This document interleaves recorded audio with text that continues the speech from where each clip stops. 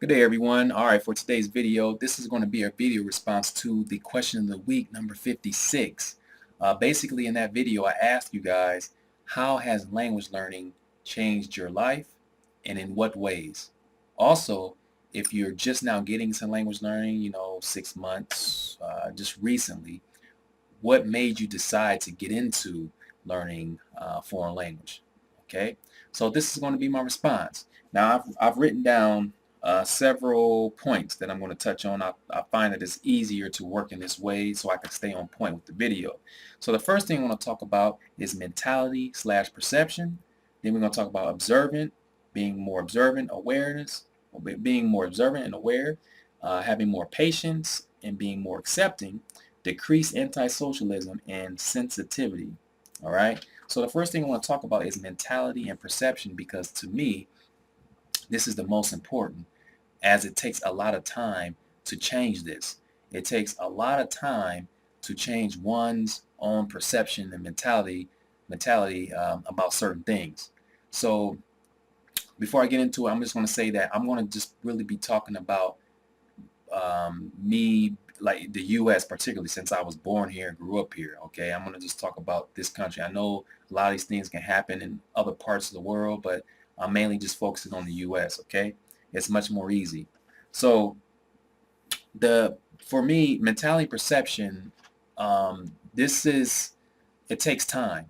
And for me, before I started learning languages, I, I, I guess I could say for a lot of us, a lot of Americans, we have certain perceptions about different cultures, language, or religions, or whatever, you know, and it's a natural thing because it's part of the media and education.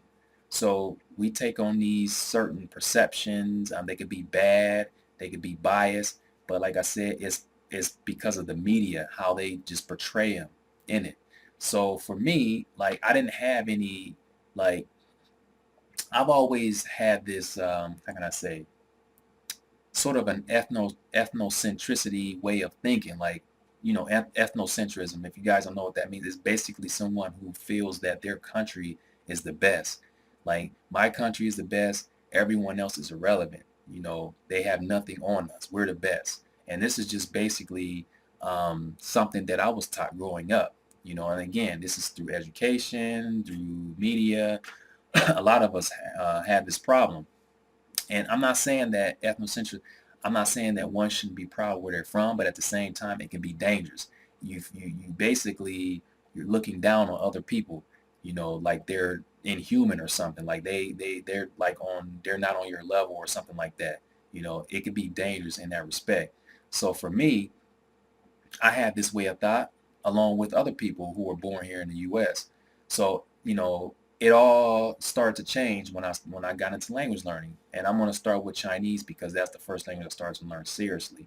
Um, learning that language and then meeting the people and actually hanging out with them, asking them questions. And they teaching me certain things about their culture that I had no idea about. Also, many of those things were to the contrary of my perception, what I learned before. So that helped out a lot. And I would say it took me a couple years to really start to have this shift in my perception mentality, you know. So that's why I said this is probably the most important. You have to get your mind right about certain things, before you start on something else. And mentality and perception, those are very important to me. So yeah, so because of language learning, my whole perception is different now, and my mentality totally different than before. So the second thing I want to talk about is observant, being more observant and aware. So I find that I'm more aware and observant of certain things. For example, I'll take English. When I listen to my family, friends, or just anyone um, who speaks the English language, I listen I like literally listen to every word by word. I listen to the way it's enunciated. I listen to the accent, the pronunciation, the structure. I listen to all of that. I say, okay, he's saying it like this, saying it like that, but it should be said like this, say like, making these different observations. Unlike before, it was like, okay, whatever. You're speaking English, I'm speaking English, we're both communicating on the same level, That's the end of the day. It's just we got our communication across, and that's it. Move on to the next thing. That's how it was before. But for me now, it's every day. It's like I'm like that, listening to people's conversation and really listening to every word that every word that comes out of their mouth. So I found that to be very interesting. I was unaware of it. Actually, I was unaware of it until I actually sat down and thought about it. So um, the next thing is more patience and accepting. I think for a lot of us born here and in these different countries, when we have foreigners here in our country, foreigners, these people who are from different countries, they're learning English isn't their first language. They're struggling to learn this language. Um, they sound weird, the funny accent and pronunciation, all that good stuff. We tend to um, many of us make fun of them and laugh and get impatient with them. Like, oh, you don't speak English. Get someone over here to speak English. You don't speak English. We lose patience really quick. And I think it's because they don't understand the process. They don't understand how how much effort it takes to learn a foreign language. You learned your own language effortlessly because you were just immersed in the language ever since you came out of the womb. So you literally didn't put any effort in to learn your native language. It just came natural. So you don't understand the process. You don't understand how it feels, trying to overcome this pronunciation, trying to get a good accent, and trying to sound decent, sound good, so that the native can understand all the words that you're producing. You know, a lot of people don't understand this, so they don't think, like, they say, okay, this person is stupid. This person doesn't know how to speak English. You need to go back to your country. You need to learn English, blah, blah, blah. When in fact they are learning, but it's just a struggle for them, and they're struggling to learn, you know. But I feel that once you go through the process, once you begin learning a language and you feel the pain, you get a taste of that medicine, then you will become more patient and more accepting of someone else who is struggling with this language, English. Okay. So for me, I would say growing up, I didn't really go around making fun of people, but I was with the other kids. Once one person starts laughing at them, making fun, and I'll start laughing. I thought it was funny. That's just how it was. But now that I've actually started learning a language, I went through a process. I know how it feels. I know the struggles. When I see someone else struggling, especially a foreigner here in the U.S., I'm really patient with them. I've even had friends in the past, Japanese friends, Korean friends, where they couldn't, they could speak English, but it was very, very difficult to understand them. Very, very difficult. You know, like there were times when I couldn't understand something they said, and I asked them, what was that? What did you try to say? Can you repeat it? And they'll repeat it. And I said, oh, okay, you mean this? You mean that? I'm very patient now with them, unlike before, and I'm willing to help them now. Okay, so it's almost like it reminds me of this situation. Okay, when we have common ground and we can relate, no one's making fun of anyone, because we both had similar experiences in this respect. And this reminds me of this Chinese idiom or proverb. They say, "Wu gui xiao bie mei yi ba." Wu gui xiao bie mei yi ba. This basically means that, okay, wu gui means a turtle or tortoise. Okay, xiao is to laugh, and beer, I don't this now beer. I asked my wife; she doesn't know either. But this is a certain type of turtle, and I'm not sure what it is. I'll put the characters here for those of you who are native speakers can see it, and you let me know what type of turtle this is. But I know wu gui is a tortoise, a turtle, and beer is a different type of turtle, and then mei from mayo, which is don't have, not to possess, and iba, that means tail, or wei ba. They say iba is like one, iba, like one ba, from wei ba, means tail, wei ba to ba. So this turtle, like, we're both turtles, and I'm making fun of you because you don't have a tail. It doesn't make any sense. I'm making fun of you because you don't have a tail, when in fact I don't have a tail. So no one can laugh at each other. We can't laugh at each other because we both went through this similar process. That's what this reminds me of.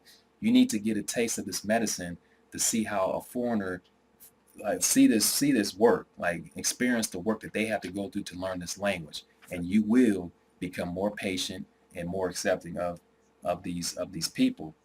All right. So the next point is decrease antisocialism. I think I brought this up before. I said that like along I wasn't really good with social interactions. I couldn't really socialize especially if it was outside of my bubble, outside of friends, family. I couldn't really have like decent communication with people without some sort of anxiety, you know. And I even had this problem going like in school, like when the teacher would say, "Okay, guys, pair up in groups." I said, "Oh man, we gotta pair up in groups." I wouldn't say that, but that was like in the back of my mind, like, man, I don't want to pair up in groups. I don't want to do this. You know, it was like some sort of anxiety. I just had this problem, like trying to interact with other people. You know, but after getting into language learning, it opened me up a little bit more.